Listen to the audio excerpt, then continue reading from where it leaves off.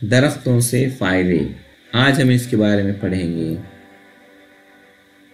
दरख्तों से फ़ायदे। दरख्त ज़मीन पर इंसान के लिए इंतहाई ज़रूरी है, क्योंकि ये जानवरों को खुराक फराहम करते हैं, परिंदों को रिहाइश फराहम करते हैं और इंसानों को फल फराहम करते हैं।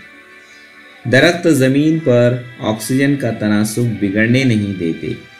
दिन के वक्त दरख्त कार्बन डाइऑक्साइड जज़्ब करके ऑक्सीजन पैदा करते हैं। रात को ये अमल उल्टा हो जाता है। दरख्त हमें छाँव देते हैं, दरख्त हमें लकड़ी देते हैं, दरख्तों से हमें फल मिलते हैं। दरख्तों के पत्तों से दवाइयाँ बनाई जाती हैं, दरख्तों से कागज़ बनता है। दरख्त हमारे दोस्त हैं, दरख्त काटने से हमें बचना चाहिए।